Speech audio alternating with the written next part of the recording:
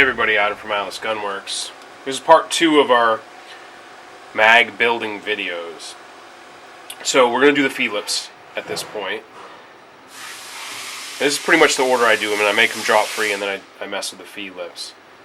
So, we'll try to put it up on the screen here when we edit it, but there's certain dimensions that we want on the feed lips. For 9, we have 1.9 and 140 here.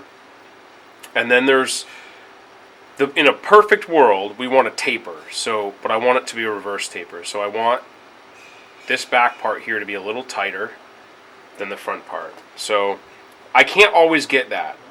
Now, depending on what tubes, we're using SV tubes for all our stuff at this point, but the SV tubes are much harder and stiffer, and they're harder to adjust. So sometimes you don't get quite the same numbers you could get out of some of the softer tubes like STI or MBX. But in a perfect world, and I don't always need this, but in theory, I want this number to be tighter than the front number. So this is the front side of the feed lips. This is where we'll measure the front, and this is where we'll measure the back. So we're at 413 on the back, which is huge, and 403 in the front. So what that's going to do is make that bullet. I want the bullet most of the time, and it depends how high the mag sits. I want the bullet to point up rather than point down. So these pinching are going to make it point down. So anyway, that's the general concept. 38 Super is just 5 thou bigger than 9mm typically. Often you can set the mags in the middle and they'll take Super or 9mm. Again, with the tubes, the older the SV tubes have the rib in them, so do the MBX. They don't require a spacer. The new STIs are like that. The old STI ones require a spacer, so the 9s and 38s are different. But feed lip tuning. The first place to start is just to get some numbers. So we'll do that. So this is a 9mm. I'm looking for... Yeah. So on an MBX or an STI tube, typically, I am looking for 350 or 355 up front, and then 5 to 10 thou less in the back. So in a perfect world, this is like 350 and this is 340. So we're at 334 in the back. We're at 315 in the front. So we can probably work with that. Now again, I'm going to use this feed lip spreader, but the SV tubes are much harder, and it's a little harder to get them to spread, and sometimes they get a little wavy. So I'm going to be gentle and I'm going to go slow here, because you can wreck a $80 tube here real quick. So I'm at 330 up front. What'd that do to the back? Nothing. So that's what we want. We really want to get this front without creating a wave here. I still want straight lines here. So again, gentle, just easy. What can I get this to? Now, on the SV tubes, the SVs, the mag catch just sits just a tad higher typically than it does in the other tubes. So you don't need quite as high a number in the front. We don't need the bullet to point up as much in an SV because the tube's already there, so it's already higher up on the ramp. Generally, those numbers are about 10 thou. Now, these things all float. Remember, this is a stamped out, part. This is sheet metal, basically. These things aren't perfect. Your mag catches aren't perfect. Your grip to frame fit and all of that. That all changes, between each gun, because they're all, a lot of times, especially, often, almost always, those parts are made by different folks. So SV tubes, PT frame, PT, and there's some differences in machining and whatnot too over time. Nothing's exactly the same every time. So the trick here is just to know your system and try to run all the same mags. So anyway, we're gonna look for 340, 345. I'm probably at 340, 337. So I'm just gonna try to get a few more thou out of the front. I'd like to get a 5 between the two difference. So we're not quite there yet.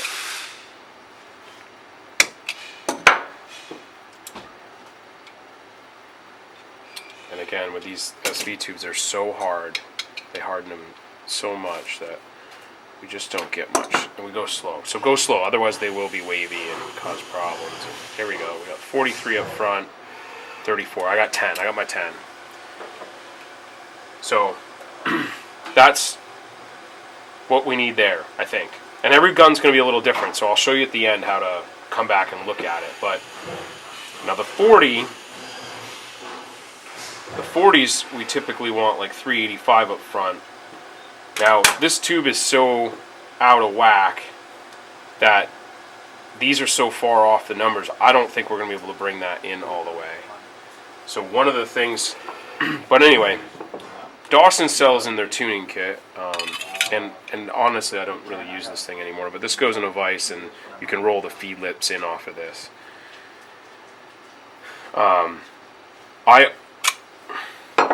I often now am just doing this with a hammer. I don't think that really makes all that much difference. So anyway, we're going to try to bring these in. Now if I hit them in the back, it should bring the whole thing in. And I need to bring the whole thing in and then open the front up to try to get the front and back different. This one will be a little bit of a chore.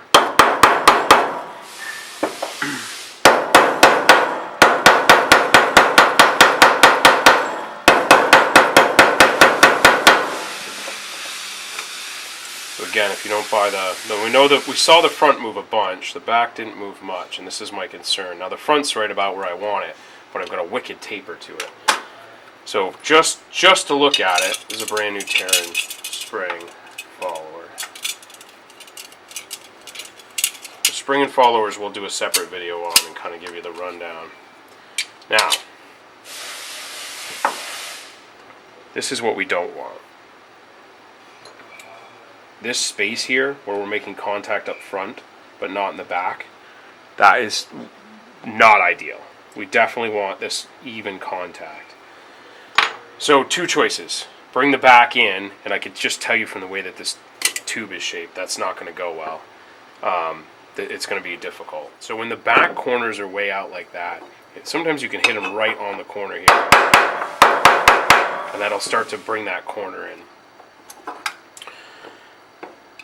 So I'm at 385 in the front, and I'm at 394 in the back.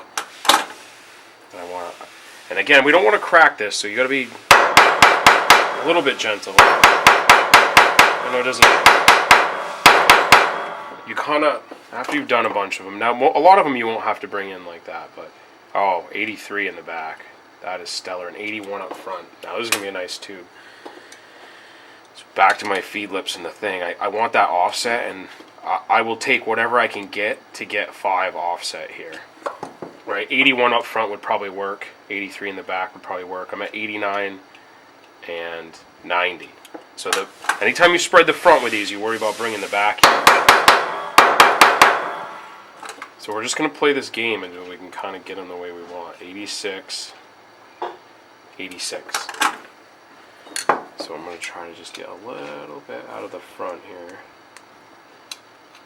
And these have stayed pretty straight. Sometimes these get wavy. Worst case scenario, you have to file these level, but 90 up front. 90 and 86 is perfect. I'd take that. So let's see what that looks like on the bullet. Now again, every gun's a little different, but that's a super nice. And we've got pretty good contact right through there. It's not perfect, but it's really good. So let's see what that does in the gun. This is a 40 cal. Stick that in my gun. I want the bullet pretty much pointed at the hole. That way when it takes that little bit of dive right there, it'll plunk in. So I would tell you that the feed lips there are adjusted correctly. We'll take that. That will work.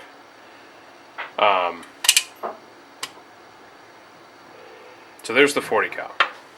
Let's jump to the 9mm.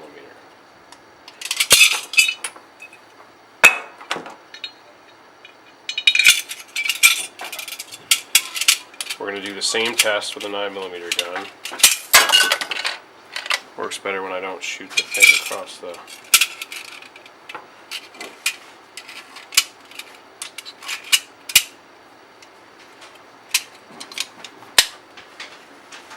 We'll grab some 9mm rounds to test the rounds here. Now, when I did it before, I only had 1 in there. It really works to have 3 or 4 in there. 3 is probably minimum, because the bullets are going to stack and push differently than when you just have 1. Anyway, that's a super short round, but won't matter. Pointed at the hole, bullet dips just a tad, hits the bottom of the ramp, and comes on. So, I like the way that the contacts, that's what we're looking for. We're looking for fairly even contact. This one's super nice. I'm looking for the bullet pointed up, and then again, that depends on, these feed lip adjustments and stuff depend on how high these sit in the gun. The SV mags sit just a tad higher, but that looks like it's going to work. And then what I'm also going to need to look for is what you're seeing right here. So when that slide goes over this top round in the mag, it's going to pull it forward just a little bit. This amount that we just saw out of that is fine. That much is too much. And that's going to, let's say you drop that mag, there's a chance that pulls that off. You see it a lot in single stack guns where that drag's a problem. But probably a quarter is all you're going to be allowed. Now, if it's doing more than that, you might have to adjust those feed lips, both front and back, down to give that a little more clearance. And there's a balance there between it feeding in the gun, and hitting the ramp in the right spot, and sitting up too high. So it's all a system. You hear me from now till the end of time talk about how this is all a system and these different parts need to work together. But that's generically the concept. Usually with most guns, you're not going to have a big problem pulling them off rounds there. But everyone's a little different, so it's something to look for. And I'll be honest with you, doing it on the bench doesn't really matter. Go shoot it. I should like to shoot 2 rounds out of a gun, drop the mag, see how much it's pulling it forward when I test them. Then I'm also going to shoot the gun with no mag in it, make sure that the gun extracts well. I want a pretty similar extraction pattern with no mag as I get with a mag. Slightly different, but pretty similar. Then put the mag back in, rack it, and go. That's kind of my quick test. Know everything's working the way it's supposed to.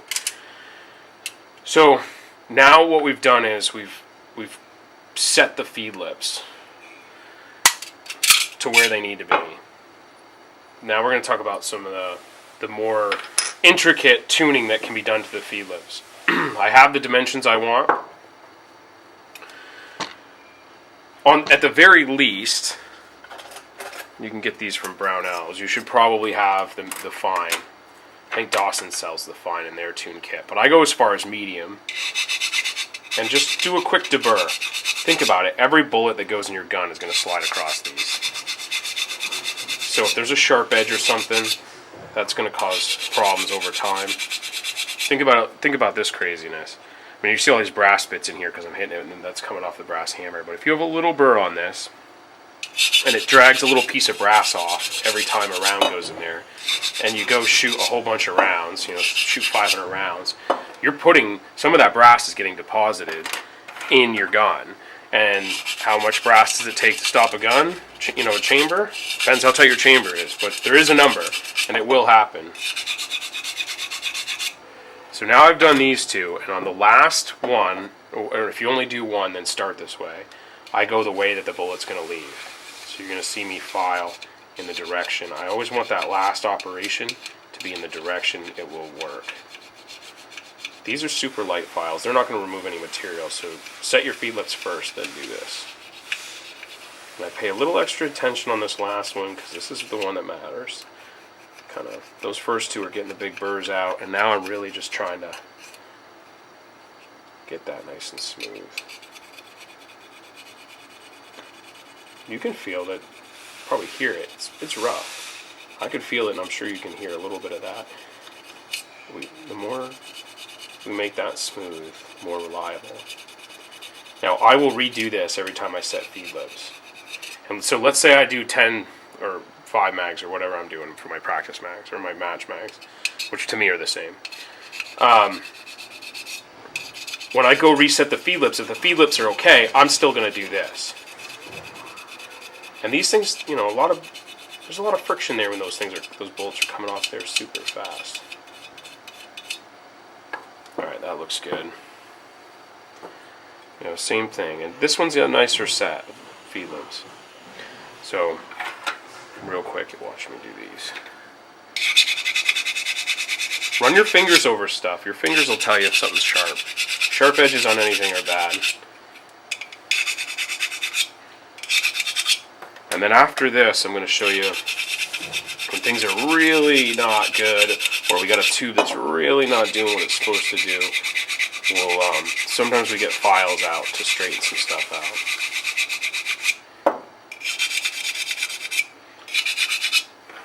So again, just a little polish there. I don't think you need to go any further than this and do any polishing or anything, but some guys might go crazy. Now, I'm going to do my absolute last step like this.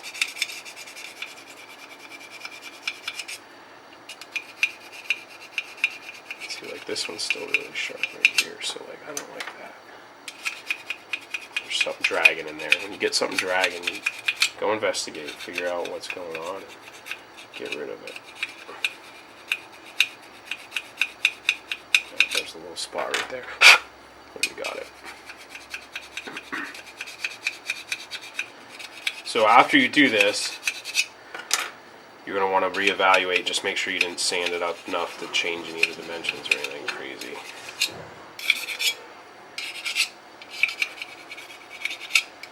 Alright. I think probably good there. 47 up front, 35 in the back. I'll take it. Good to go. So, let's say you pound on this or you use the spreaders and things get wavy. It can't be wavy. So what you're going to do is you're going to come back and hit it with the hammer and get the dimensions a little, not a little, quite a bit tighter than you want. Probably, 20 thou tighter front and back. But get the feed lip set where you want, and then you're going to come back with a file and take out the high spots.